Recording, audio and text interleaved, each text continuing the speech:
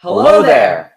Welcome back to regular episode that is 76 of Star Wars in a Galaxy. Watching all the Star Wars we can get our hands on. As always, I'm Jacob. I'm Eli. And today we are going over the Bad Batch arc of Season 7 of the Clone Wars. That's the Bad Batch, A Distant Echo, On the Wings of Keeradaks, and Unfinished Business. Very, very interesting set of episodes today. Eli, I'm super excited to hear what you have to say. You wanna jump in? I do want to jump in. First of all, I just want to say before we jump in, we didn't mention this because we were kind of, no offense, but we were kind of busy having Alex and Molly Damon on and freaking out about that. But welcome to Season 10 of Star Wars in a Galaxy, everybody. Season 10, we're doing this thing. Season 7 of the Clone Wars. It's going to be a great season. I can already feel it. I mean, we started off with having two of the most influential content creators in our space on. I mean, I think that's a good start. But I'm excited to hear your thoughts on the Bad Batch arc, an arc that holds, I gotta say, it holds a lot of sentimental value for me because me as well. I remember seeing this arc for the first time a few years ago.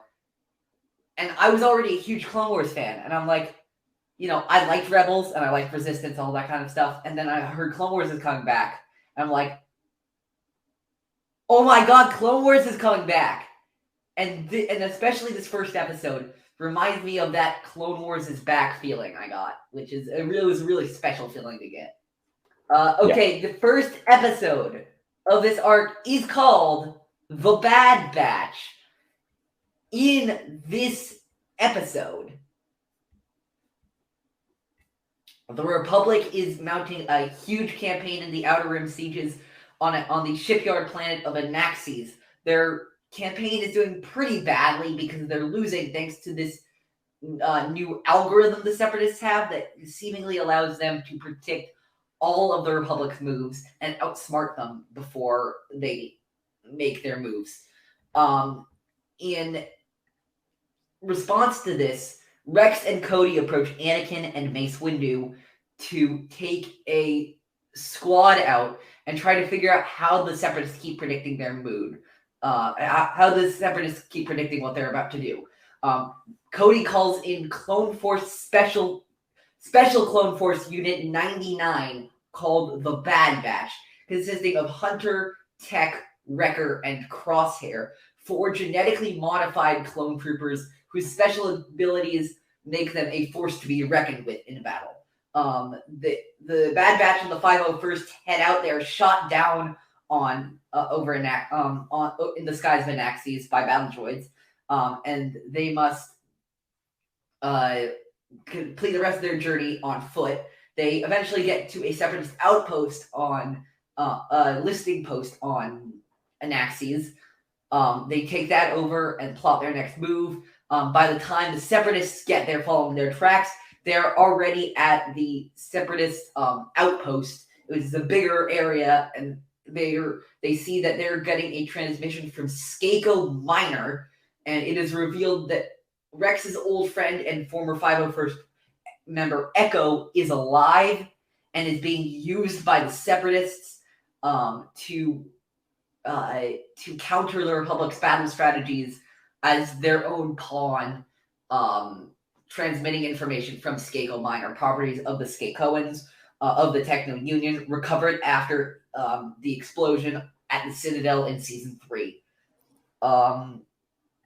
Rex has to deal with the news that Echo is alive, and that's how the story ends. Awesome. So the fortune cookie for this episode is embrace others for their differences, for that makes you whole. What do you think of this one, Eli? I think it's a pretty good one.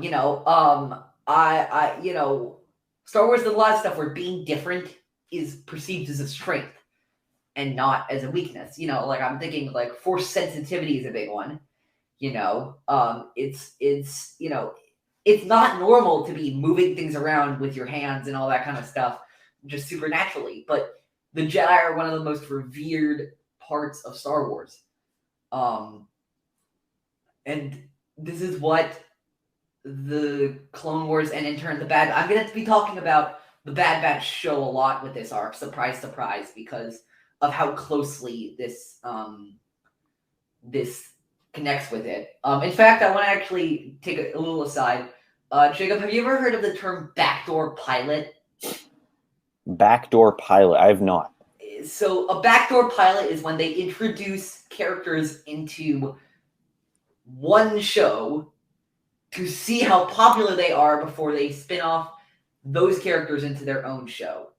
Oh, so this arc is the backdoor pilot for the Bad Batch, the show. Because I was gonna say,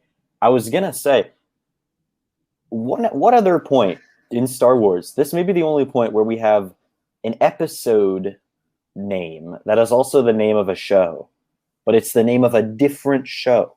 Yeah, I will say this too.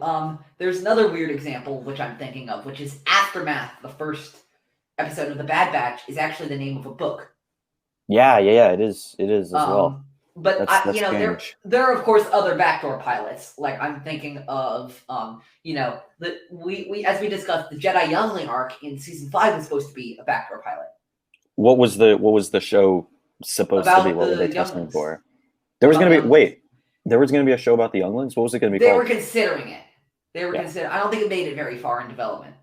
Yeah, because we haven't heard anything about that or gotten any unreleased. Yeah, so that would also that was probably the pre-Disney era. So just before, but very, I don't think very, very different roadmap that they had. I don't think. But Star Wars is doing more and more backdoor pilots these days. Actually, the one I'm thinking of the most is the Tragedy, which was in essence the backdoor pilot for the Book of Boba Fett. Yeah, sort of. I feel like once you have something like the Tragedy, just thinking about the timetables, to me it seems highly unlikely that they weren't already confirmed doing Book of Boba by the time that came out. I completely agree with you.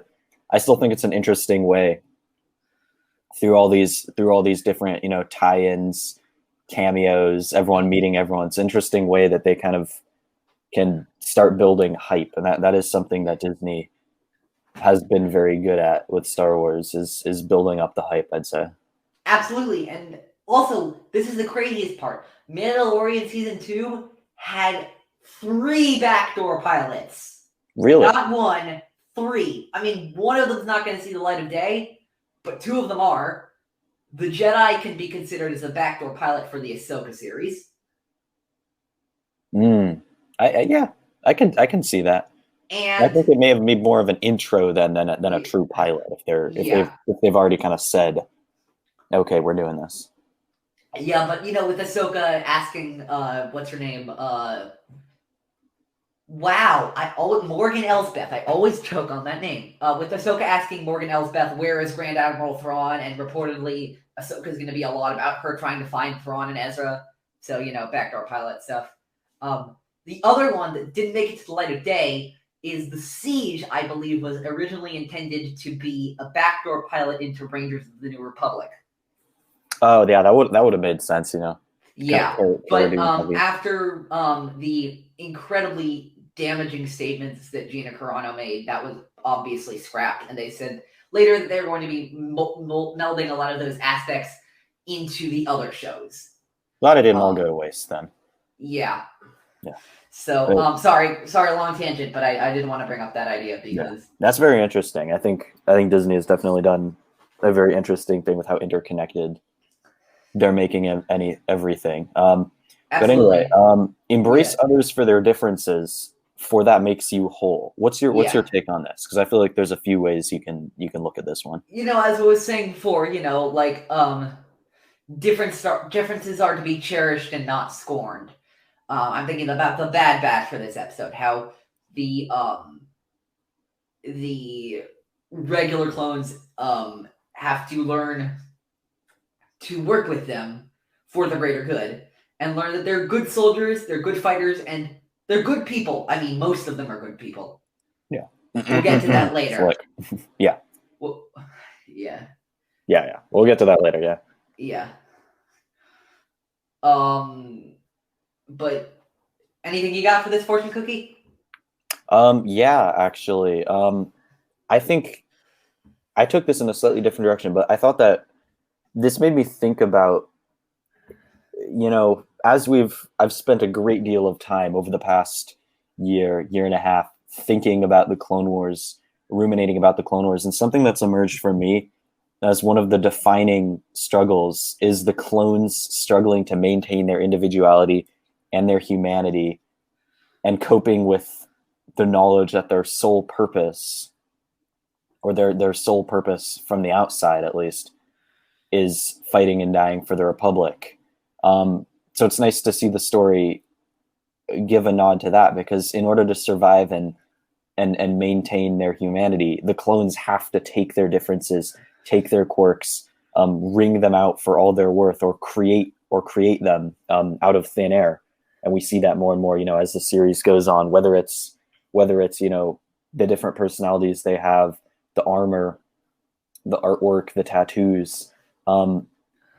But I think what's interesting then is, obviously this also refers to, the friction between the regs, as they're called, in the Bad Batch. And I think the reason that the regs are kind of threatened in some regards by the Bad Batch is that the Bad Batch does, at least from some angles, they have inherently more individuality.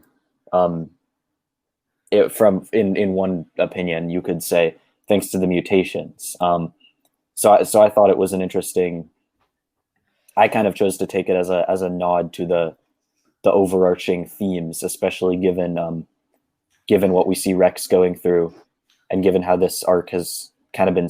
It was kind of changed from what it was originally, to give it a more personal touch. Absolutely, I agree with you a lot on the ideas of individuality and conformity, and we see that a lot again in the show of the Bad Batch. The Bad Batch keeps their armor. The Bad Batch keeps their individuality. They even get a new trooper, Omega, who has her own sense of individuality. But what do we see among the Bad Batch as the show continues on? The clones aren't wearing their specialized armor anymore. They're all, they're in their all white armor. They're slowly transitioning from clones to stormtroopers. War Mantle is a big part of that show. And it's about, and in many ways, if the Clone Wars is about the clones gaining individuality, I think we're going to see in the Bad Batch the clones' loss of individuality, mostly because of those inhibitor chips. Yeah, absolutely. Yeah, that's all I have for the fortune cookie, though. I want to actually ask you a general point. All right, for sure. Because so I'm going to tell you something that I noticed while watching this arc, and tell me if you agree or disagree. This arc, I appreciate this arc much more with season 1 of the Bad Batch show behind me. Absolutely. It's one of those things where I it's one of those things where when the Havoc Marauder flew down and I saw the Bad Batch walking out for the first time, originally in the Clone Wars in February of 2020 when that was premiering, I'm like, oh cool, it's the Bad Batch. But now, a few days ago when I watched it for the show, it flew down, I'm like, oh, it's the Bad Batch. I've grown with them as characters, and I've seen their evolutions as characters, and I know where they're going, and I know their journey, and I know what's going to be involved for these characters really soon. And it's not like they're cool anymore. It's like they're almost friends. It's a great feeling. Oh yeah, 100%. I think for me, one of my big gripes, I think it definitely has improved knowing more about the Bad Batch, just the overall experiences of watching these episodes. But for me, I kept having to remind myself, because I think the integration of the Bad Batch into these first few episodes is a little bit clunky, in my opinion. So I kept having to remind myself, it gets better. It gets better. The Bad Batch gets better. They get better. Because I think they're a little bit too. I think they're pretty two-dimensional in these episodes. They don't get a lot of wiggle room. They don't get a lot of airtime. And I think, in my opinion, it kind of brings the episodes down a little bit that they're trying to simultaneously tell Rex's story and Echo's story and that whole kit and caboodle, and then also introduce the Bad Batch at the same time. I agree with some of your points. I disagree with some other of your points. I actually used to agree with you that the Bad Batch felt caricatured. I've changed that. I actually still do think they feel caricatured, but I actually think that's right for the characters at this point. And here's why. The Bad Batch is doing what they're meant to be doing right now. Nothing interesting is developmentally happening with their characters. Yeah, they're just kind of they're doing their thing. They're doing what they were essentially programmed to do. It's before the change is forced in them, yeah. You know? Yeah. The Bad Batch show is about the Bad Batch having their sole purpose in life removed. Yeah. And having to grow and adjust as characters. And that's a great arc, and I love that. But this is not that. In my opinion, we need to see who they were before we can see who they will now be. You know what I mean? Yeah. I think that's a good point. I think that they have to kind of have their roles, or it makes it easier to introduce them as characters if they have a little bit more of these, you know, stereotypical caricature roles. You know, they feel almost like classes in like an FPS video game. You know, it's funny. I saw how it should have ended for this arc, and it was like, oh hey, look, it's the 4 Bad Batch members: Assault, Heavy, Officer, and Specialist. Yeah, that's what I was thinking of as well. Battlefront 2. Yeah. So you have a point how it does. You know, a lot of the shows start off that way. Rebels, for some of the characters, start off that way, where the characters, you know, characters like Zeb, a little bit of a gadget guy at first, but, you know, it gets better throughout the first season and second season until he's really fully fleshed out. But yeah, to me, I just thought it was unfortunate that had to coincide with kind of, I think it was just a little bit awkward maybe that the introduction of the Bad Batch had to coincide with this kind of a big grand conclusion for Rex and Echo, and trying to get those characters a lot of closure. I agree with you actually about that last point. I feel like this arc, one of its weaknesses is trying to juggle a little too much. And we'll get to we'll get to both of our thoughts about Echo later on. But suffice it to say, I'm not a big fan of that. And again, we'll get to it more later. But yeah, first of all, I want to talk about Season 7 animation, because the Ahsoka walkabout animation was really good. Yeah. But holy shit, this is some animation. Oh my gosh, yeah, the visuals in this. That was the first thing I wrote in my notes. So just the animation. Pretty much me too. Simply stunning. I think, you know, the Ahsoka walkabout. I used the word stunning. Yeah. In mine. Yeah. You know, the Ahsoka walkabout, it does a good job, but it doesn't have as, you know, you have a lot of grungy, you know, dungeons, basements, backrooms, alleys, you know. Which is fine. It's the which is fine. Arc. But when you get to see a Naxxus, just the visual, it's incredible. You know, the black glass, the purple and gold skies, the sunsets, the tree. Man, my favorite is when you get those swooping shots with the LAATs. Oh, those are so sexy. It's great. I love seeing those. Freaking Skako Minor too. Oh my god. Skako Minor looks great. And this entire arc. This entire arc is just non-stop eye candy from start to finish. It's so good. I'm a sucker for like the big sweeping visuals, and this just, man, this blew me away. I must have written down like 5 or 6 times. Wow, these visuals are great. Yeah. I mean, and the amount of details. I don't know if you noticed. Where was it? It was some panels in. I think it was in a building on Skako Minor, and they were like fully animated, and they were blinking and stuff like that. I'm like, holy crap, that's detail right there. We would have gotten that in season 1 and 2. You know, as much as I hate to say this, you know, some of the early Clone Wars stuff does feel a little bit set piecey. Yeah. This is not a set piece. Like I wrote down, my first note was, this is not a set piece. This is a fucking planet. Yeah. You know, like we can feel the atmosphere of this. It's so good. Yeah. Also, let me praise for a second. Let's give our praise to our Lord and Savior of animated music, Mr. Kevin Kiner. Oh yes. Oh yes. Because I remember specifically when I was watching this arc for the first time, I'm like, that Bad Batch theme is so catchy. Shame we're never gonna hear it again. Yeah. No, it's insane. Famous It's last words, but like, but during my head, just looping this recording. Dun dun dun dun dun dun dun dun dun dun. Yeah, it really is. It really is catchy. Yeah. It's quite an earworm. It's so good. It's so good. It's pretty great. It's hard to deny. Yeah, I mean, getting into the episode, obviously right off the bat, Rex reminiscing over the clones that have been lost in battle. That picture scene. Cody is right here. He says like, "Oh, regular folks don't understand." That's only exacerbated by the fact that the clones have to live every day kind of with the knowledge that a lot of the world or the galaxy, I guess, is only going to see them as expendable combat units. And that's how a lot of their Jedi generals, unfortunately, see them as well. It's one of the lines. I remember a line from I think it was the Honest trailer on Screen Junkies for Revenge of the Sith. And it was like, I know it was Attack of the Clones. Watch two disposable CGI armies clash. Seriously, there's no reason to get emotionally invested in any of this.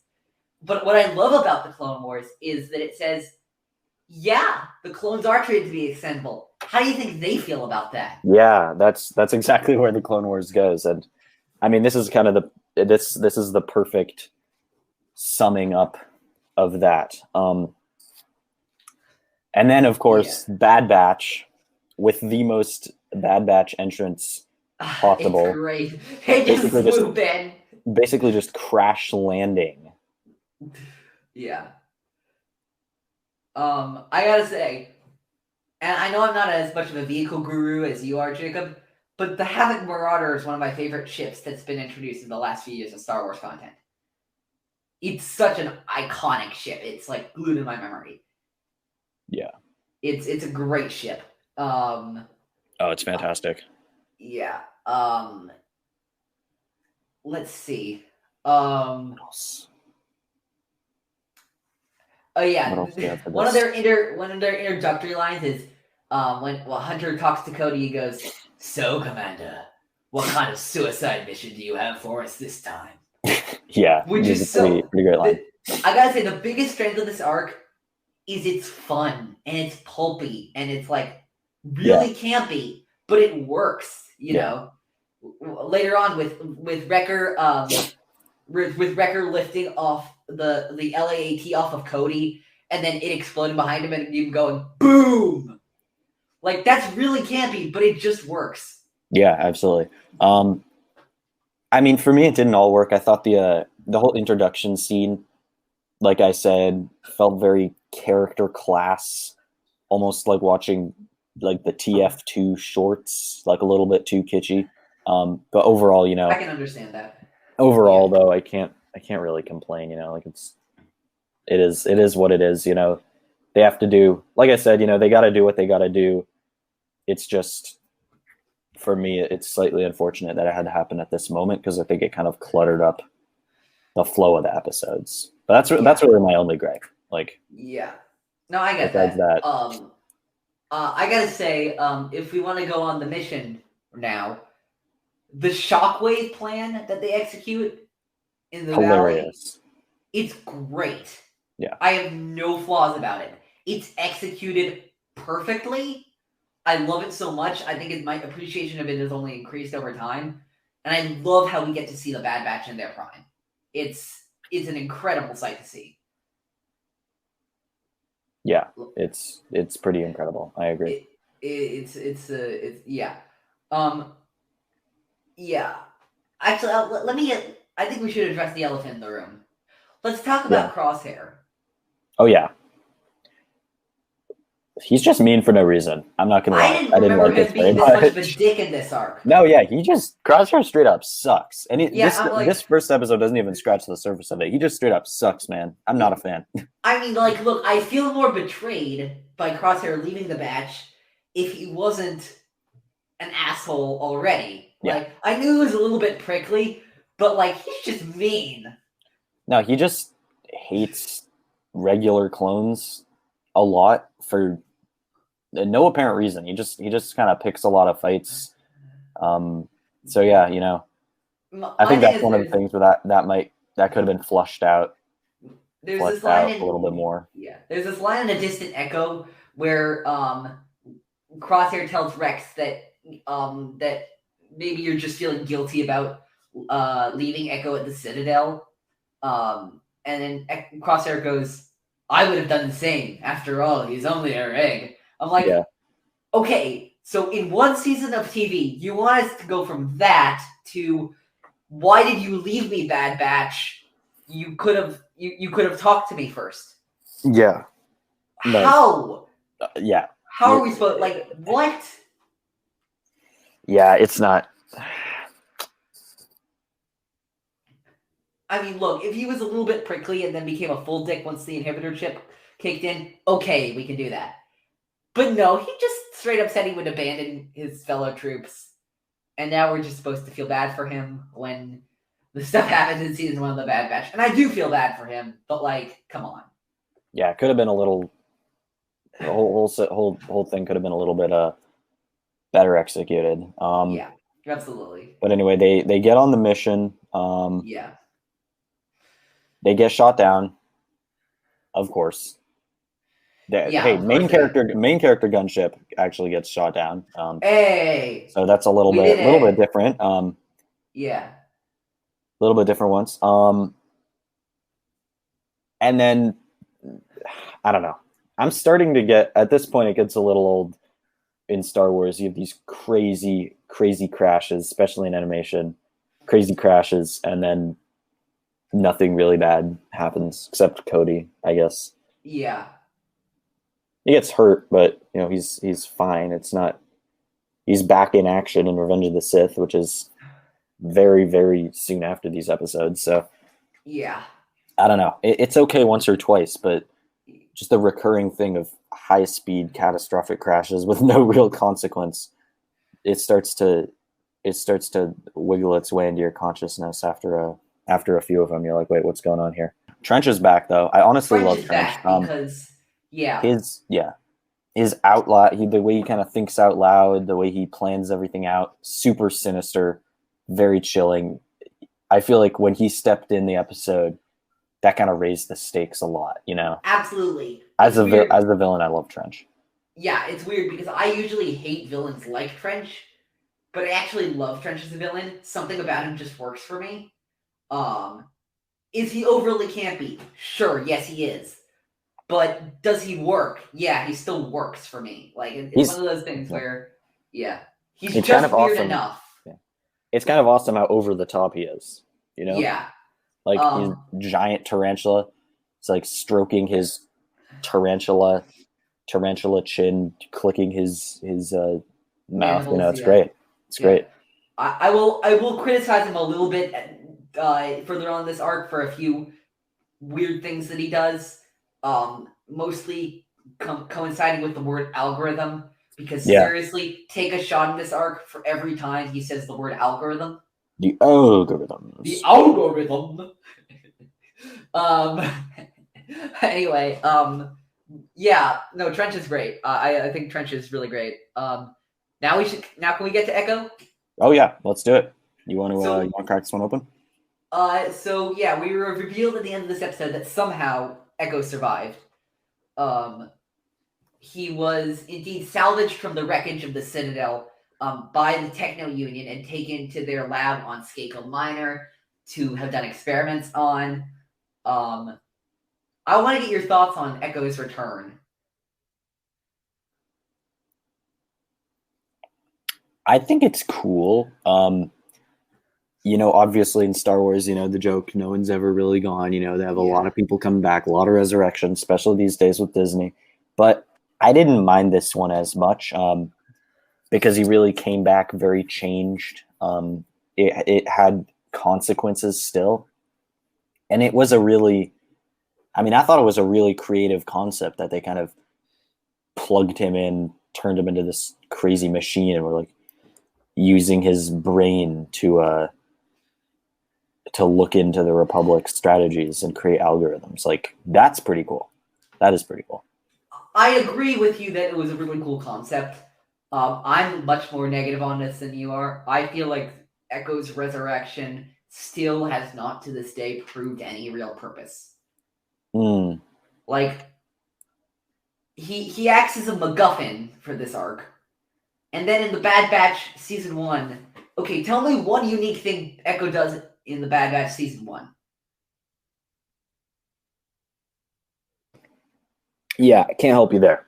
That's true. Exactly, because he doesn't do anything unique in Season 1. And I've yet to see, and again, this could be changed down the road with Season 2 of the Bad Batch, but I've yet to see exactly why Echo's resurrection was so important. Yeah. I think it was a cool, even if he doesn't really end up doing that much, it's a cool story to tell. And it still does a lot, I think, especially with the way it's kind of reworked around here compared to the original, concepts that we got in the unreleased form. I like the way they kind of work it around, and they do a lot for Rex, so it doesn't really bug me too much, I would say. I'll say the one other place it bugs me, and this is something you were talking about, was the lack of focus with this arc. Because I realized that one of my biggest problems with this arc is they never really could decide, is this about Rex or Echo? And is this about Rex and Echo and their relationship? Or is this about the Bad Batch? Because let's be clear, the tragedy, I think, worked a lot better in this aspect, because the tragedy was like, okay, we got to do two things in this arc. We got to introduce Boba Fett, and we have to kidnap Grogu. And they did both of them very effectively. In The Jedi, which is another backdoor pilot, that episode was all about Ahsoka. And Ahsoka was the focus of that episode. There was no secondary focus. That was it. It was Ahsoka. That's it. This episode didn't exactly... This arc, I feel like, sometimes didn't know exactly what it wanted to be. Yeah, I definitely felt that as well. And again, that goes back... For me, that kind of... I pin that on the presence of the Bad Batch. Yeah. Thinking, obviously it does set up the Bad Batch show quite a lot better, but it still feels like a bit of a shame that they had to kind of, not that they had to, but I think just the way that they did it, the way that they did the introduction and some of the initial character development felt a little bit heavy-handed. Yeah. So I think it kind of ended up sullying the episodes just a tad, and obviously they were still great, but I don't think they were as good as they could have been. I think they could have been like total classics. Instead, I think they're at that level where they're good, but maybe they're not amazing. Maybe they're not as good as they could have been. That I said great, but not legendary. Yeah, great, but not. Yeah, I think that's a good way to put it. And like the Mandalore, the Siege of Mandalore arc, legendary. Oh, that's legendary status, 100% of the way. What other arcs are we saying? I mean, I know in your opinion it would be Umbara. I think the Umbara. I consider the Umbara arc. I think Mortis to be legendary. I think the Mortis arc. Yeah, I don't consider the Mortis arc legendary, so I guess that's a trade there. What's ones we can agree on that are legendary? Just to obviously, I think the Ahsoka leaving arc, Ahsoka leaving. Fives arc. I was gonna go with Saleucami. Which one? Grievous Intrigue, the Deserter. I don't know if I'd call that legendary, but yeah, I at least call that. What about? Those are kind of the episodes that it would be in the conversation with. What I'm saying is like it would be in the conversation with those top tier Mandalore season 5. Yeah, I feel like these episodes could have been in conversation with those. In my mind, they could be in conversation with those kind of, fan favorite consensus legendary episodes, but they're not. And unfortunately, I do kind of have to point the finger at the Bad Batch for that one. Yeah, I mean, I actually. So here's the thing. Ironically enough, for me, I actually blame it on Echo Mm, because you think? because I think I don't know what it is recently. I think we're rewatching this arc and having some breathing room from it. But I don't think we give enough credit to season 1 of the Bad Batch. I think that I don't think it's like the best Star Wars show of all time or anything. But damn, that was a good season of Star Wars television. You know what I mean? Yeah. And I really do. I like, and that's my thing. Is like I really do like the Bad Batch's characters. I like Hunter and Wrecker and Tech as characters. I'm excluding Crosshair because he turns and I'm not, and I still have some reservations about him, and I'm excluding Echo because obvious reasons. But I really like all of their character development, and I can't help but think that Echo might not have been the best choice for this arc, but that's just me. Yeah, I see where you're coming from. Personally, I think it just works for me Okay. more Yeah, than it works for you. And I think maybe that's fine. The Bad Batch Yeah. kind of worked for you, didn't work for me so much. So Yeah. you Yeah. win some, you lose some, but there you go. Yeah. I'll just end with one thing. When when Trent learns that they found out that Echo is broadcasting the signal, he goes, "What?" Yeah, I love that was the moment that I was like, yeah, this is such meme worthy. Like, man, between Trench And I don't have such weaknesses. yeah, between Trench, I don't have such weaknesses, and literally everything Wat Tambor does in these episodes. This is a meme. This is a meme gold mine. It's been a while since we've had some good memes on In a Galaxy, and I forgot how much I missed them. Wat Tambor, let me talk to you about that guy. He's a legend. That guy is a legend. My favorite moment is when he looks at all the bombs and just goes, "Oh no," or "They ruined years of my research." Like, come on, man. That's just he's hilarious. He's absolutely. Wat Tambor is one of the most unintentionally hilarious characters in Star Wars in this arc. And I love the guy, and I love the fact that George came up with the Techno Union. Like, say what you want about the prequels, the Techno Union was legitimately a genius idea. Like these half robot, half alien people called Skakoans, and they live on a planet called Skako Minor, and they deal with all the tech stuff. That's just a fun idea. And the fact that they have those pressurized breathing, so I just love them. I don't know if you noticed this actually. Did you notice that the Skakoans floated like the Crystal Crisis people? Yeah. It brought me back to Crystal Crisis because I'm like, oh wait, they're pulling the Crystal Crisis on them. Yeah, it's hilarious. It was great. Should we get on to a distant echo? Yeah, a distant echo. Okay, in a distant echo, Rex, Anakin, and the Bad Batch travel to Skako Minor, believing that Echo is still alive. But before they do that, Anakin has a little bit of a chat with his secret wife, Padmé Amidala. Rex has to distract Obi-Wan while he does that. He does so pretty unsuccessfully. But Anakin, Rex, and the Batch take off to Skako Minor. They get up to they are first. Anakin, upon their landing on Skako Minor, is captured by the native species on Skako Minor called the Poltex. The Batch and Rex rescue him from the Poltex. They then go to the capital city of Skako Minor per coal. They infiltrate the Techno Union warehouse. They find Echo, who is more machine now than man, hooked up to all of these wires, and Rex comforts his brother, assuring him he's safe and he's okay. And that's the episode. The fortune cookie is: the search for truth begins with belief.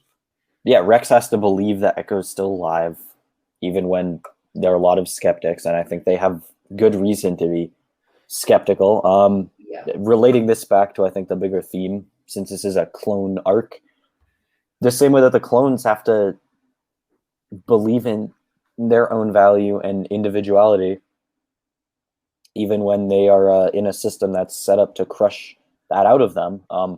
Especially for Rex, you know, he ends up finding the truth about the Republic, about the Separatists, about the war, and he ends up being able to escape Order 66 and fighting and helping defeat the Empire. Yeah, I also think that, you know, like, there's that old Star Wars adage of trust your instincts, and this is very similar to that in this way, you know, where to go with your gut and to do as Obi-Wan says in New Hope, do what you feel is right. It's important that you take risks, or else you won't achieve anything. It's a great attitude. Do you want to just jump in now? Yeah. Where do we start with this one? Let's talk about Anakin and Padme. Oh yeah. Look, the whole Anakin's thing, you know, he keeps saying to Rex, we can't go yet, Rex, we have the thing. Rex, what thing? Anakin. You know, the thing. You know, the thing. Look, Anakin, people in the Clone Wars, Anakin, the clones, they're such bad liars, it's kind of hilarious that he and Padme didn't get exposed. I mean, from a certain point of view, they kind of did. Yeah, they did in the end. No, I'm saying, like, here's what I mean. One of the most confusing and debated lines from this episode on the internet, and I've seen so many debates about this. You know the line, I was just spot checking Rex's gear. Yeah. I hope you at least told Padme I said hello. Oh yeah. It's one of those it's one of those lines that raises so many questions from Obi-Wan, like, how much did he actually know? Yeah, absolutely. And how much was he hiding? And what did he think Anakin was up to with Padme? And what did he know? What did he believe? You know what I mean? There are all those questions. Yeah. And, you know, I like to think there's a great passage from the Revenge of the Sith novel. It's the extended conversation between Obi-Wan and Padme when Obi-Wan tells her that Anakin's turned to the dark side. And he explains to her that he knew about their relationship, but he kind of denied it to himself. He's like, he knew that he had such a loyalty and such a love for Anakin and he knew anything bordering on a relationship with Padme would get him expelled from the Jedi Order faster than you could say attachments. And so he just kind of denied it inside himself. He's like, no, they couldn't possibly be. No, it's not. They're just good friends. Yeah. It's like, I not only lied to the galaxy, I lied to myself in a lot of ways. And I like that interpretation that Matt Stover gave us in that novel. Yeah, I think it's a great interpretation, and I think it makes the most sense here, given how he calls out. You know, with that in mind, though, I want to talk about Padme and Anakin's actual conversation. Because I think it's very interesting. You know, Anakin, of course, he says he's worried that Rex is letting his personal feelings drive him too much on his mission. Wait for it. Jacob, can I say it? Say the line, Sheev. Nope, I'm not saying it. You weren't going to say the line, Sheev? I wasn't going to say the Sheev line. I was going to say the Boba Fett Cad Bane line. Oh, go ahead. If that isn't the quack, the colon, the stifling, slimy. Well, that's a good one as well. That is a good one as well. Because, but a little bit of insight also into Anakin. You know, at least Padme, credit to her, she's able to kind of check Anakin and point out that he assumed he would be able to she was like, oh, you assumed you'd be able to come out here and single-handedly end the conflict, even though it's this long, grinding, drawn-out siege. Outer Rim sieges, yeah. Yeah. So, of course, one of Anakin's many problems at this point, shall we say, is that he tries to take the whole world on his shoulders his entire life. He's learned the lessons that you can't really rely on anyone. I mean, like, and look, he was talking like that way. What was the first thing that that Qui-Gon was so interested in Anakin about? He was the chosen one. Yeah. He was the one who was supposed to bring balance with the Force. He wasn't one of many. He wasn't like one of a few people. He was the one. Was the one person who was responsible for ending the Sith. So you can understand how that might put a lot of pressure on someone that way. Yeah, absolutely, that would. You're absolutely right. Also, very, as I said, ironic for Anakin, but this does if we can whip out the psychological complexity of Anakin Skywalker, because it rears its Anakin's psyche, rears its ugly head once more. Yeah. He thinks he can do whatever he wants. He's going to run around, pull crazy stunts, but at the same time, he's super, super protective of, as we've already established, as everyone knows, Anakin very, very protective of the ones he loves. Obvious reasons, all the losses he's faced. Right? The losses he's faced. No, because only he can protect them. Yeah, he thinks only he can protect them. Yeah. As much as he wants to acknowledge their skills, they're not as good as he is in his eyes. But he is the sovereign protector of the galaxy. There's no one who can do it as good as he can. But the flip side of that, or where we start to see a dark side of that,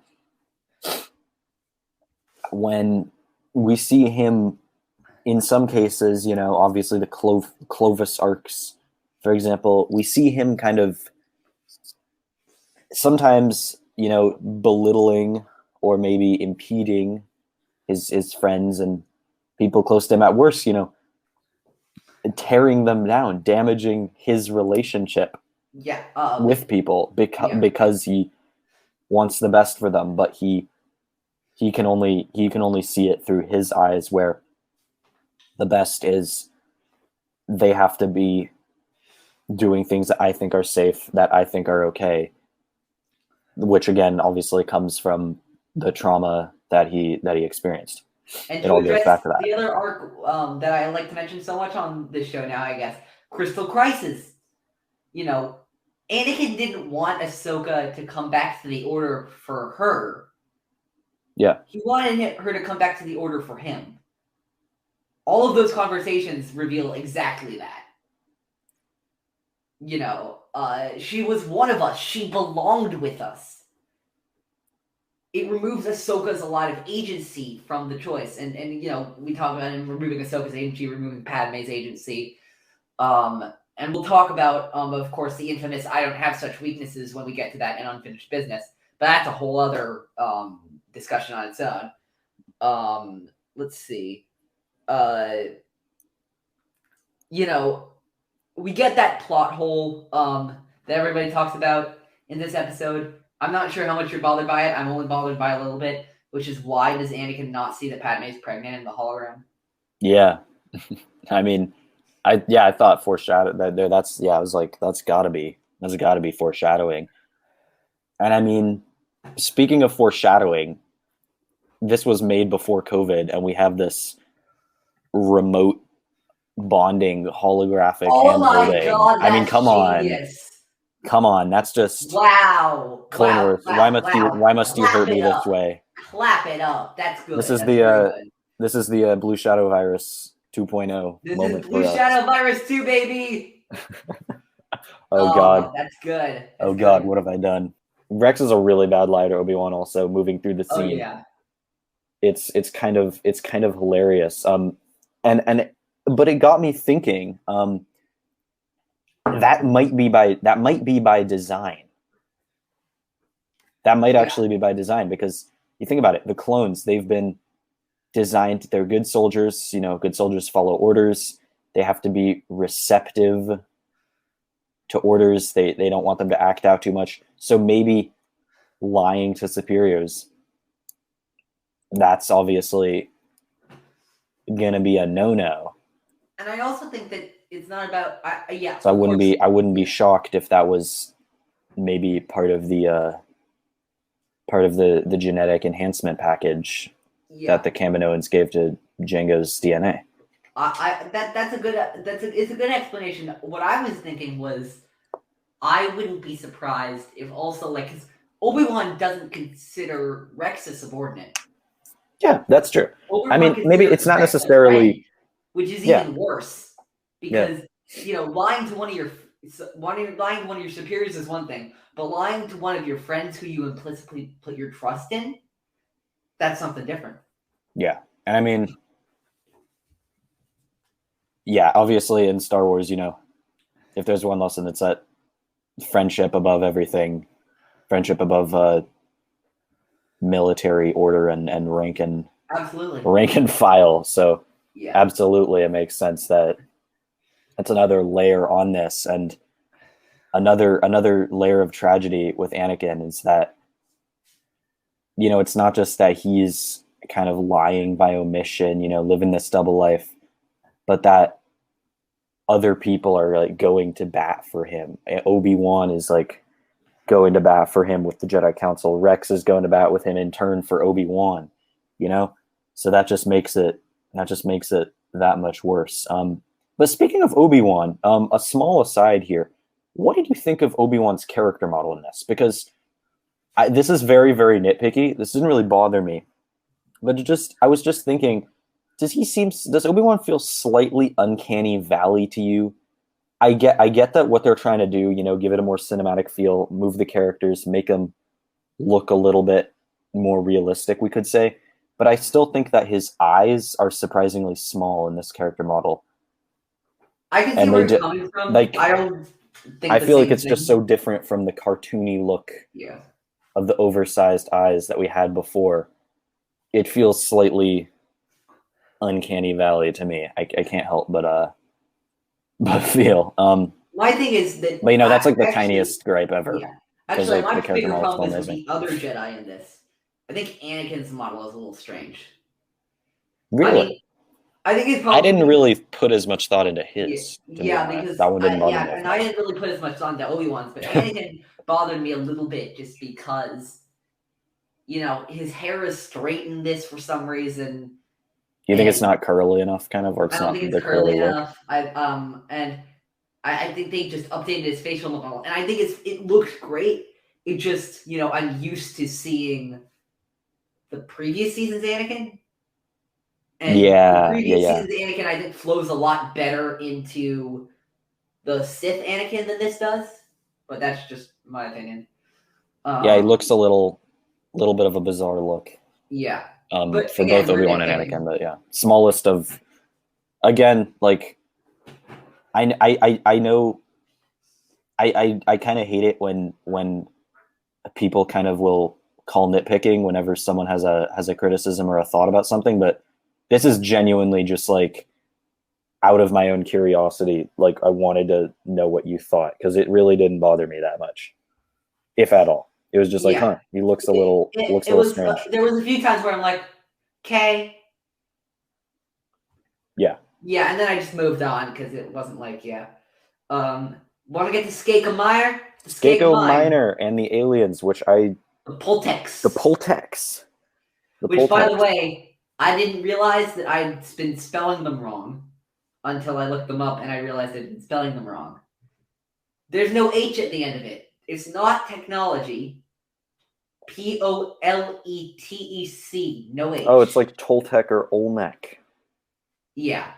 Yeah, that's a. I wonder if that's got to be a reference on purpose. That's pretty cool. I like the Poltex species a lot. Yeah, they're cool. I like their language. Feels their very, language is really unique. weird and is unique, and I love it. It's kind of cool because a lot of Star Wars alien languages kind of just, they do have that feel of, they just told the extras to talk in gibberish, and then we're gonna like carry this over. But this genuinely felt like very just offbeat. This is like Matt different. Wood and David Accord doing their best work. Yeah. I love the translation scene too. You get that little kind of almost slice of life moment of seeing how do all the different languages interlock, how do they overlap. And I really like seeing the HUD, the heads up display on text monitor that we got to see briefly. That thing looks really good. Yeah. Like I think that just the display is really well animated. Yeah, absolutely. I agree. Yeah. So do we want to get up to Percol and the Skakoans? Because let me tell you about something, okay? All right. I love Skakoans. I love them. They're great. I love Watt Tambor. I love his assistants. They're all great. I love Skakoans. They're great. Give me more Skakoans in Star Wars. 2022 challenge. Give me more Skakoans. They're so hilarious, honestly. Yeah. My favorite. We got to get to some of Watt's hilarious lines. For example, the Techno Union has corporate neutrality. Yeah. Which I'm like, surely you can't believe that. No, it doesn't. Yeah, surely you can't. Surely you can't believe that'll work at this long into the war. You know. Look, I might have been mishearing a few things, but I'm not the one who said in Attack of the Clones the Techno Union. Yeah. Is at your disposal, Count. He literally says is at your disposal, but then he's like, we have corporate neutrality. I'm like, no, you don't, and you said you did 3 years ago. I don't know what logic they're using, but it's not mine. Yeah, absolutely. One quick thing before they get there. It always seems strange to me in Star Wars, especially animated Star Wars. We have a lot of these, kind of indigenous species, tribal kind of characters where they're a little bit removed from the main characters and their society. Why are they always so eager and willing to help the main characters? Like the leader of the village here, does he just accept that Anakin is telling the truth? And is he just like, okay, yeah, like I get it once they bring Echo back, but yeah, he's just like, yeah, sure, take our flying beasts and go. Like, well, here's the thing, and again, I agree with you. I think the Poltecs are not as remote as we might have thought they were, because remember, at the end of the arc, I noticed something, which is they said the Jedi will always have an ally here on Skako Minor. Is a line that Tech translates from the Poltec leader. So they know the Jedi. They know who the Jedi are. So that leads me to believe they're not as remote. And they recognize that one was there on the planet. Yeah. So, I don't think they're as remote as we may be led to believe. You know what I mean? But I agree with you that like plot convenience is a weird thing, and like we'll go on with the Seven Samurai stuff, but it's like, oh look, another neutral species being forced to choose a side in the war. If only we had done this before in the Clone Wars. Yeah. Oh wait, we've done this like 16 times. Like, seriously, the Lorman and the Felucians and the Mon Calamari and the people of Onderon and, the list goes on. The first time it's fun. The second time it's amusing. The seventh time, you're just like, geez Louise, when is it going to end? Yeah. But yeah. Yeah. What else about this episode? What else do you want to touch on? Once they enter the towers. Oh, sorry, go ahead. When they go up the elevator to the tower. No, actually, it was when they were on a cliff overlooking Perkole. And someone asked Wrecker, afraid of falling, Wrecker, and he says, no. When I'm up real high, I got a problem with gravity. Yeah. Which is automatically going to be my excuse for why I'm afraid of heights from now on. Like, I am personally also afraid of heights. When somebody asks me, I'm going to say, I'm not afraid of heights. When I'm up high, I got a problem with gravity, okay? I mean, I love Wrecker being afraid of heights. He's not wrong. He is absolutely not wrong. It's the best thing ever. It's great, yeah. Yeah. Let's see.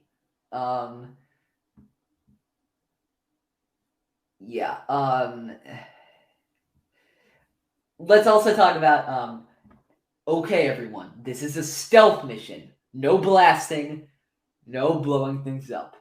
Elevator door opens. Ah! Yeah, I mean, Wrecker, it is pretty fun to watch. Wrecker just kind of go off, He's great. All the stuff go crazy. This arc is frankly incredible. Go crazy, Wrecker. Go crazy. Wrecker is a joy to watch for me. I also want to touch on, before we move on to Wings of Keeradaks, the Techno Union battle droids. I like the look of them a lot. Me too. I wish we saw more Techno Union droid. I wish we saw more specialized battle droids in the Clone Wars. Yeah, You know what I mean? I love when they can spread their wings, even though they are hilariously ungainly. Yeah. But look, here's the thing. Yeah. The D1 series aerial battle droid, the D-Wing droid. I just looked it up on Wikipedia. It just looks great, frankly. Yeah, absolutely. Let's see. Let's you want to move on to Wings of Keeradaks? Sorry for this episode.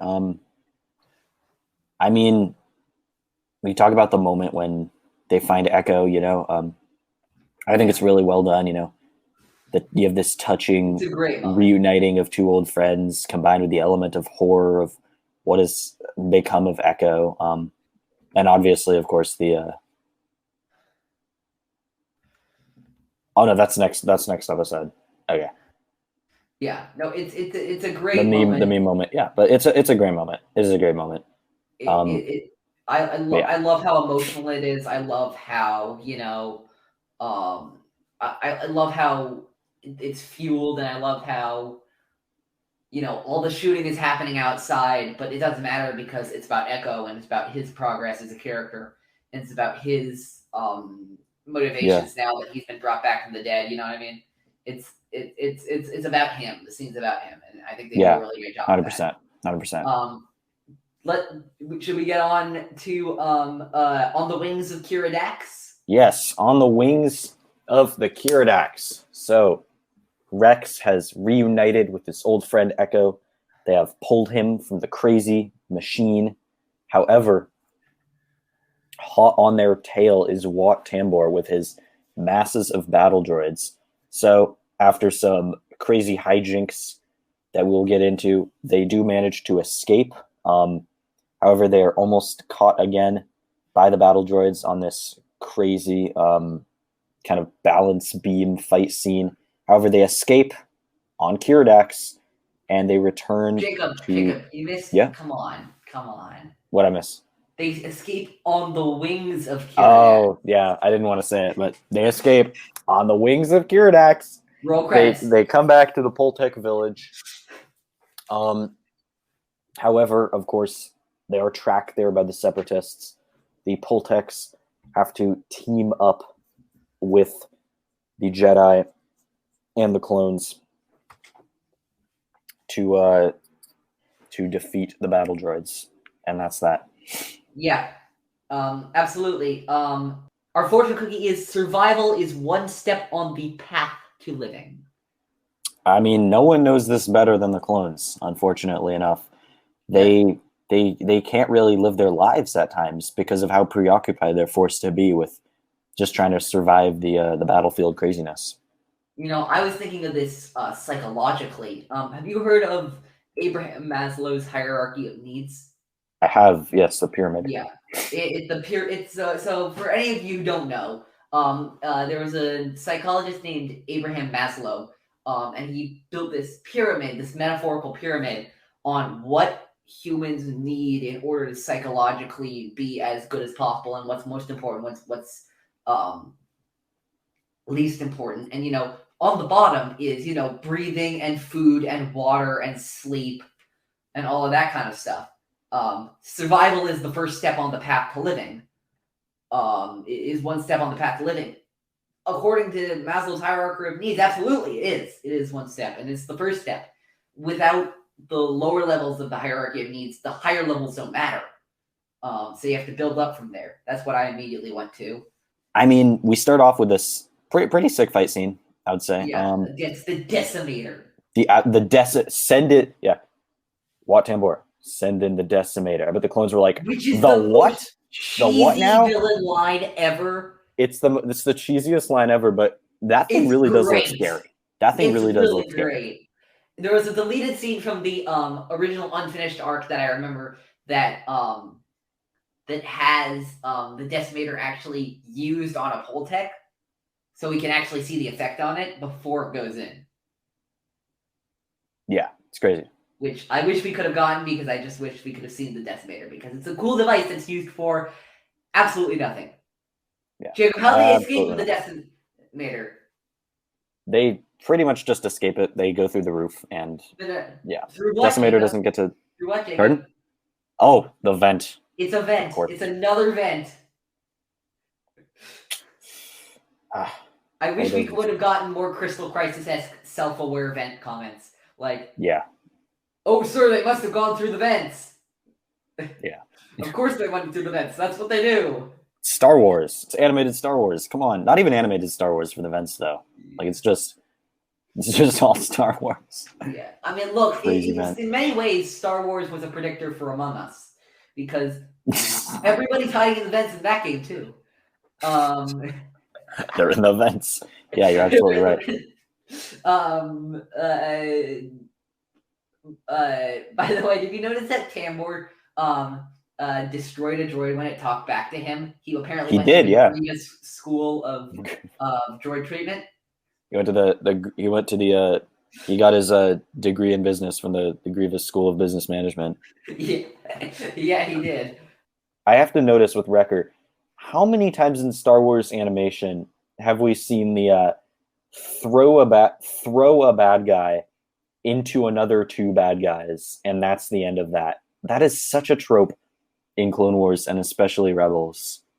How many times have we seen that? As well. Yeah, and the Bad Batch, And it's not like these droids even they didn't even hit them that hard, but Is it gonna annoy you if I say I get like a lot of delight whenever I see that trope? I love that trope. No, it's awesome. Like it's hilarious. It's badass, but it's also I kind of cringe a little bit because I'm just like, yeah, the droid. Like, you just got hit by another droid. Why are you down for the count?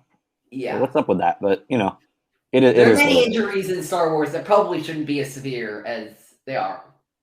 But they are for plot reasons. Yeah. And that's fine. Well, maybe we can chalk this up to the same reason why people seem to get thrown back when they get hit with blaster bolts. Yeah.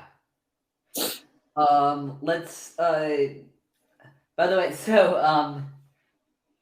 I don't know if I remember watching this episode for the first time, and the first thing I thought when when they flew away on the Keeradaks and then the battle droids flew after them, I'm going to say it, Jacob. You can't stop me from saying it. All right. They fly now. They fly now. They fly now. Yep. My thoughts exactly. Thoughts exactly. It is a total they fly now moment, and I unabashedly love that line. And it made me it gave me such joy when I watched that for the first time. Because of course I watched this after Rise Skywalker, because it was released after that, to go, they fly down. Yeah. There's also that line I just love on the Keeradaks. How are you doing? Where Rex says, "How you doing, Echo?" Never better, sir. And it's just like, yeah, it's just like old times. Like, yeah, there's some great nostalgia moments in this where you're reminded of how much was taken on the day that Echo was exploded at the Citadel. Yeah. There's for one glorious moment. It really is just like old times. Yeah, it's amazing. It is great. We should probably get to the Poltech village. Yeah, Poltech village. So they escape. They ruin years of Wat Tambor's scientific research. They take Techno Union property and they flee to the Poltech village. What do you got for this? I think the Poltech village sequence is honestly my least favorite sequence of this entire arc. Something about it just feels so meh to me. Like, there's not a lot to it, frankly. They Seven Samurai the shit out of this. Yeah. Cool. I think a lot of it. We've seen this 6 times before.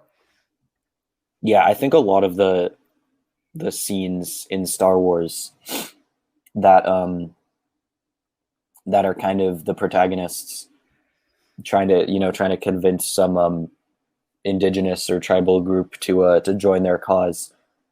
To me, they aren't the greatest. They often feel pretty dumbed down, almost to the point of condescension. The reasons that they give, that the group ends up taking. But this isn't. I'd say this is far from the worst offender in that regard. They're able to show Echo as evidence of what the separatists have done. And I don't know. I think that's actually a pretty surprisingly hard-hitting moment, seeing the Poltex react to that. But yeah, besides that, it's not too special of a sequence. But then, of course, you get the battle scene. Thoughts on that? Again, I really explained my thoughts on that. I feel like it's that was included. Yeah, it's included for me. It's an incredibly mess sequence for me. Like the Poltex, and also I want to ask you about this. There's a very common Star Wars trope that doesn't get addressed in this at all, which I thought it would have. Why did no one acknowledge that Anakin and Rex and the Bad Batch screwed the Poltex? Because and maybe I'm wrong about this, but you have to assume that after they leave Skako Minor, the Skakoans launch another attack on the Poltex. Yeah. And this time they aren't so lucky. Yeah.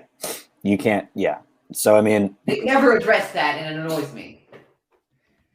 You're just kind of like, oh, yeah, they got their butts kicked. They just keep living there. They openly attacked the technology of the species that was there. Yeah. Oh, well. No, yeah, it's not like the separatist leadership is notoriously petty or anything. Not like they're gonna come back for revenge. Yeah, they don't hold grudges. That's not them. That's not them. No, that's just not who they are. That's not who they are. No. Yeah, definitely a good point there. I think that a common, that very clearly a through line with last week's episodes, Ahsoka's walkabout. The Jedi, the Republic, they definitely have a problem with, leaving the destruction in their wake that maybe they don't really worry about. Maybe they don't address. Oh, 100%. Like they should. Yeah. Let's you got anything else, or should we get on to unfinished business? Nope. Unfinished business it is. So, in unfinished business, Echo has been revived. He is back with the crew. And Echo proposes a mission to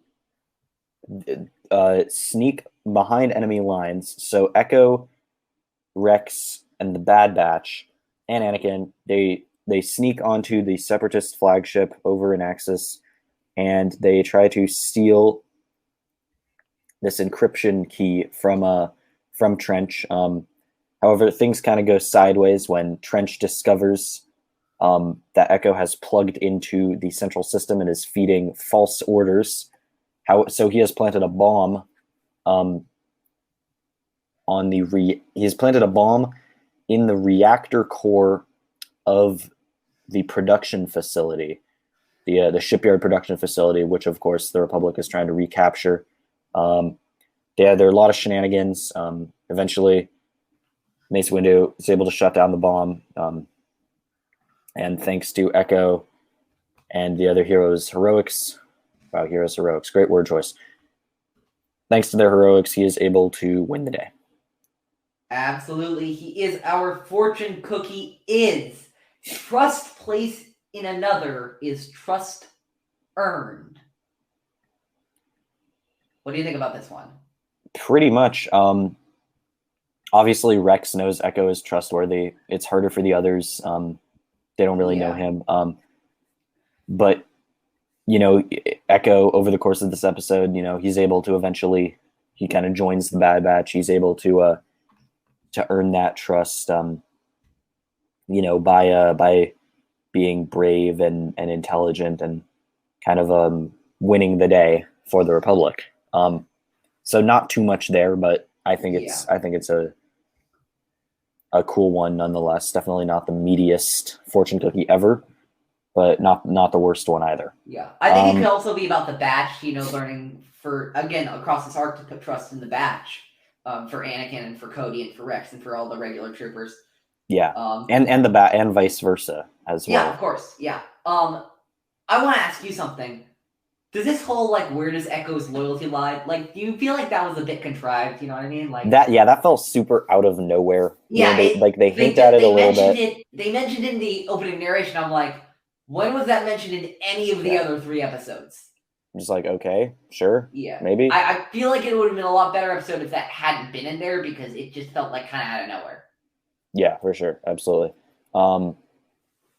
It definitely didn't. They didn't lead up to it a lot, and they didn't. They also didn't do much with it. Yeah, Echo felt like in the end. Yeah, Echo does everything right, and people are like, oh yeah, so he's loyal anyway. Yeah. Yeah, whatever. Let's see.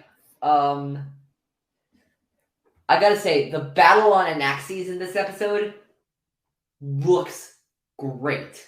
It looks gorgeous. Absolutely amazing. It just looks great. I love it. And yeah.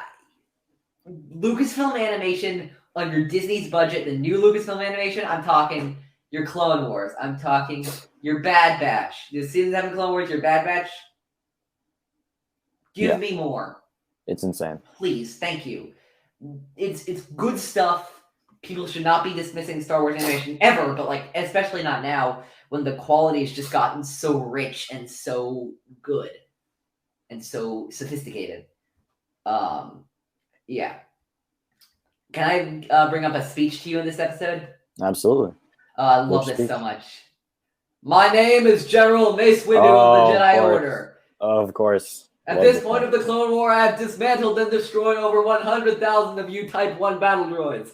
I am giving you an opportunity to peacefully lay down your weapons so that you may be reprogrammed to serve a better purpose than spreading the mindless violence and chaos which you have inflicted upon the galaxy. Blast them! It is maybe my favorite thing Mace Windu has ever said, and you know how much I'm not a huge fan of Windu as a character. Yeah. But it's one of those, we've been talking with Crystal Crisis, with a little bit with the Yoda arc, a little bit with the Ahsoka Walkback arc, about the apology of the Jedi. This seems like a major apologetic moment for Mace Windu before he completely regresses. Yeah. Yeah, absolutely. This is him not acting through battle. Remember Yoda's line from Empire. A Jedi uses the Force for knowledge and defense, never for attack. He gives them the chance to surrender peacefully, which is not something we've ever seen the Jedi do in this war. Yeah, especially for droids. Yeah, it's an incredibly humane thing that he does, and I really like it. I really do like it. I'm a big fan as well, yeah. Yeah. This is the Windu that I wish we could see more of. Absolutely, I agree with you. I wish we could see more of this Mace Windu. Yeah. I also did love this. Actually, go ahead. What are your thoughts about the beginning of this episode? I don't know. Obviously, I love the entrance. Love Obi-Wan Windu, the drop-down entrance. I love, we get one more of these kind of big set-piece battles. A lot of clones, a lot of droids, the jetpack troopers, the ziplining clones. Super cool that we get one kind of last hurrah. I think one moment that really stuck out to me, very small moment, but the focus pull when they zoom in on Echo's face is amazing. When Echo plugs into the system, it is a weird moment. It's weird. Yes, it is a weird moment. Yes, it is funny, but it's also just jarring, but it's good. It's also, I think, an amazing milestone for the show.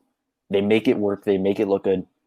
I think it just shows how far the show has come, not just in terms of raw animation firepower, but just their overall technical capabilities. You never would have seen them doing that in gosh, the season 1, even season 6, kind of, Yeah.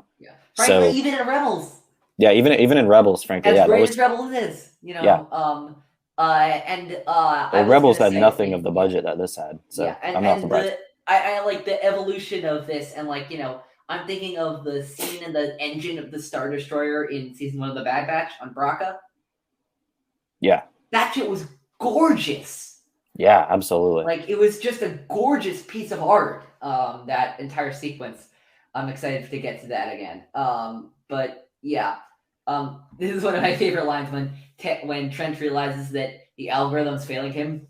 A wise leader does not rely completely on things such as algorithms. I'm like, Yeah, really, Trench? because he just unquestionably. Because the amount of times you said the word algorithm in this episode alone makes me think otherwise.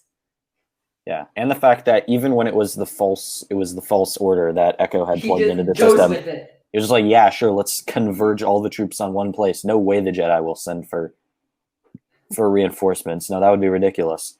Yeah, it was a little strange, honestly. Yeah. You got anything about Echo hacking into the? Do you have anything about Echo hacking into the Separatist mainframe and doing all that manipulation, or should we just get to Anakin and Trench? No, nothing about the manipulation. I think we should just get to Anakin and Trench. I mean, Echo's plan, first off, I was a little confused about that. There were like 200 B1 droids tops in the room with Mace and Obi-Wan when that pulse wave went out. Unless there were way more droids right there, what did that really do? You have a good point. You make a good point. Like, I think it's one of those suspension of disbelief thing, but yeah. Yeah, I was like, okay, I'm just gonna spend disbelief because whatever. Yeah. Let's talk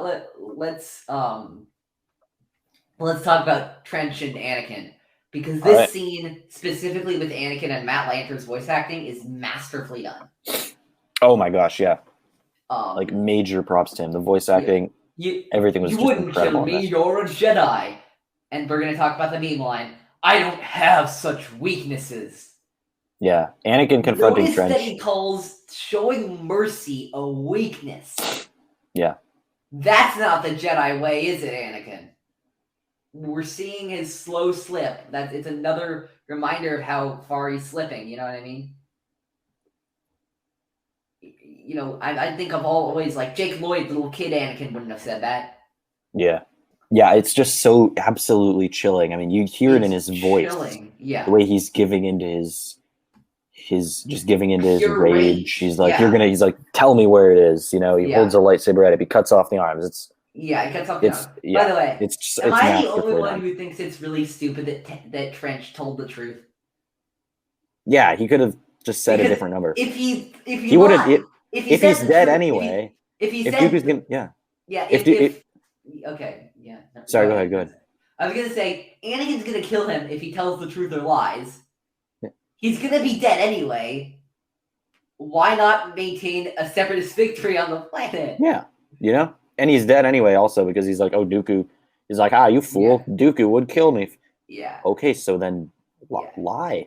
Yeah, why not lie? He's on death row either way. Like, why not ensure a separatist victory? Yeah.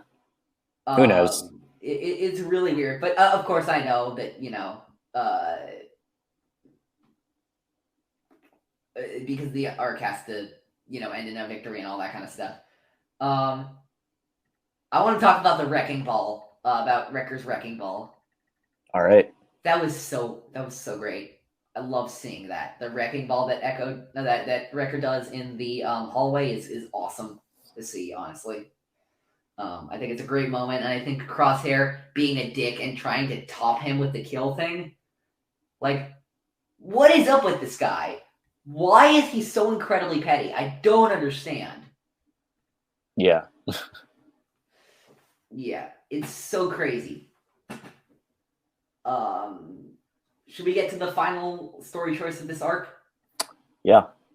So Echo decides to join the Bad Batch. He doesn't feel like he belongs with the regular clones anymore. He feels like the Bad Batch is his home. tell me your thoughts on this. I think it makes sense. I think it definitely is better for the story than if you were to just go back and be like, oh, just like old times. Because again, this actually forces some change. This forces it not to just go back to, oh, everything's okay now, everything is the way it was, which I think is ultimately a better story choice.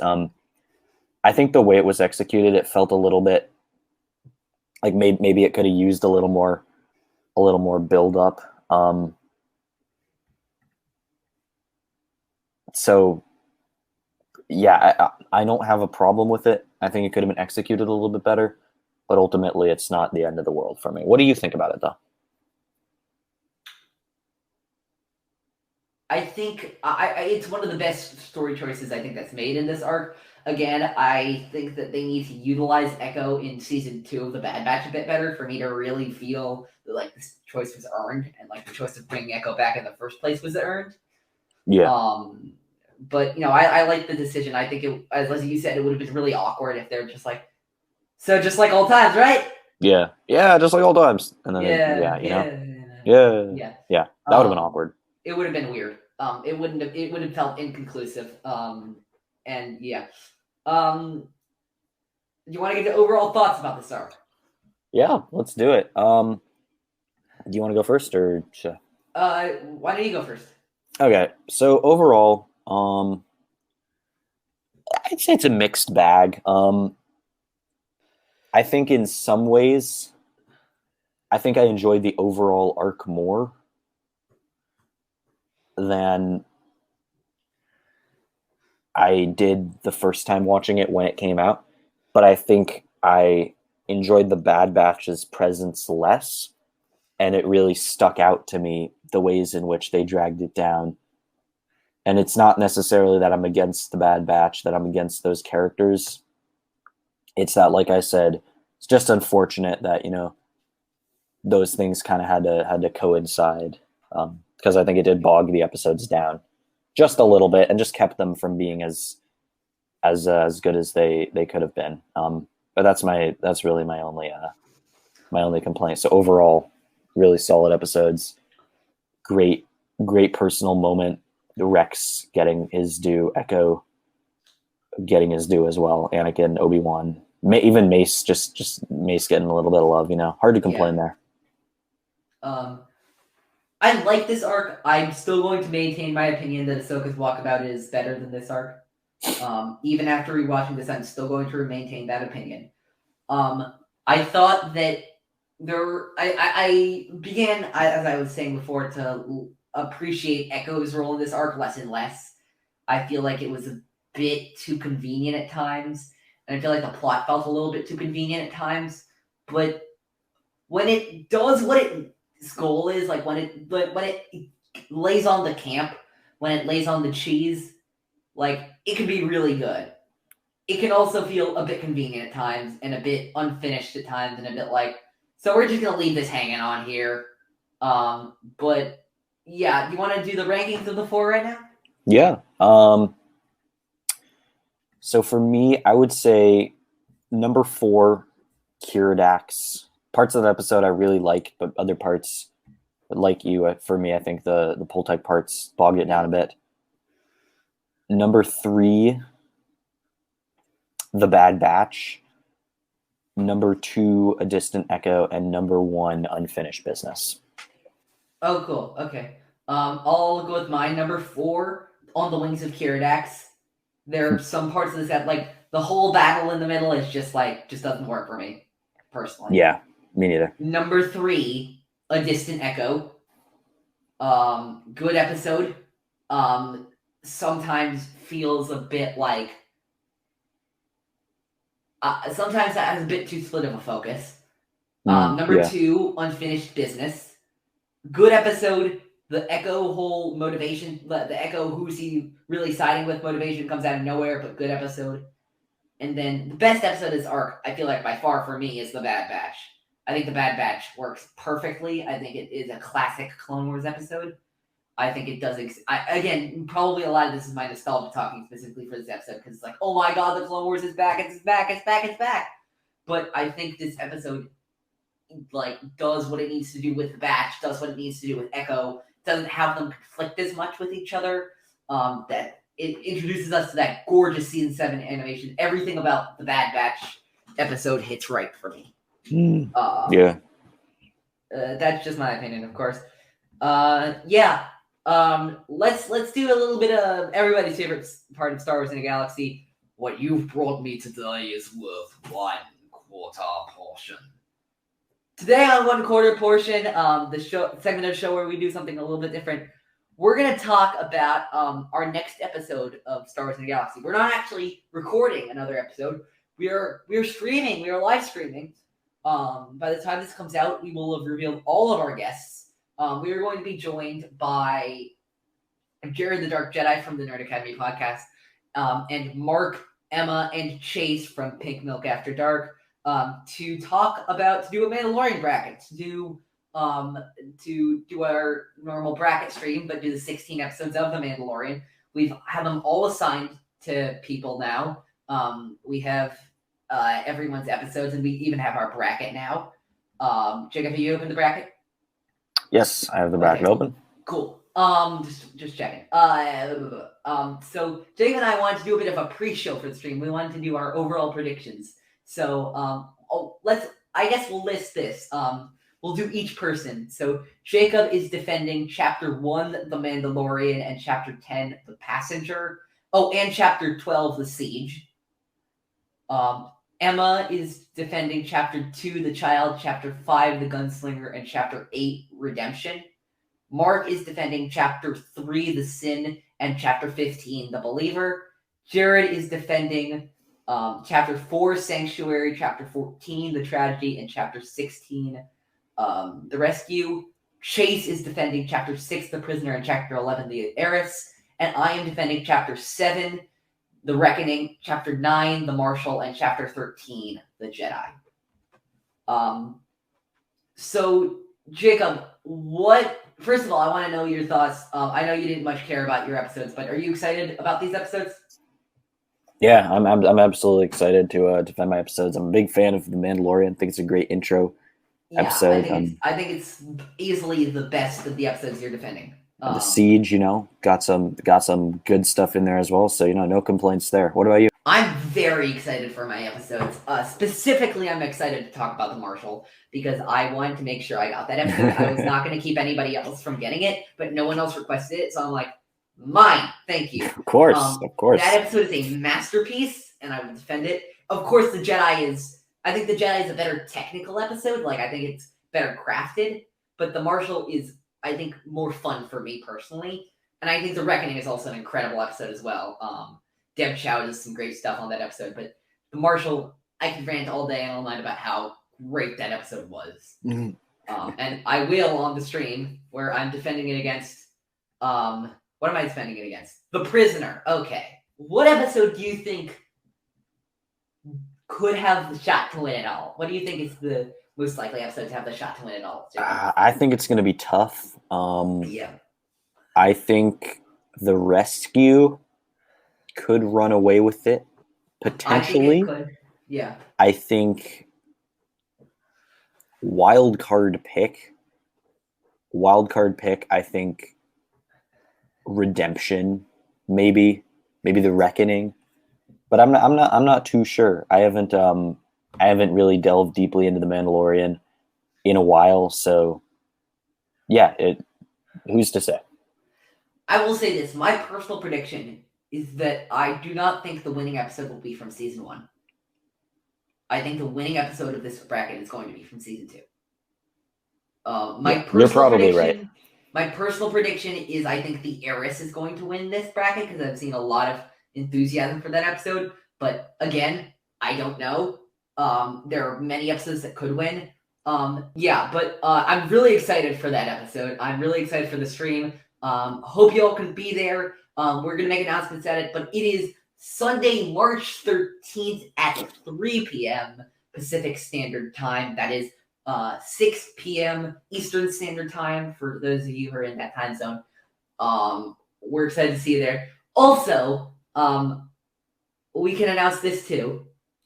Right after our stream, the week after our stream, we're having a guest on Star Wars in the Galaxy. Jacob, myself, and Connor Chikiti from the Nerd Academy podcast will be doing what I've unofficially called Star Wars in a Galaxy, the tier list strike back. We're going to be doing a second tier list episode. We love doing the first tier list episode.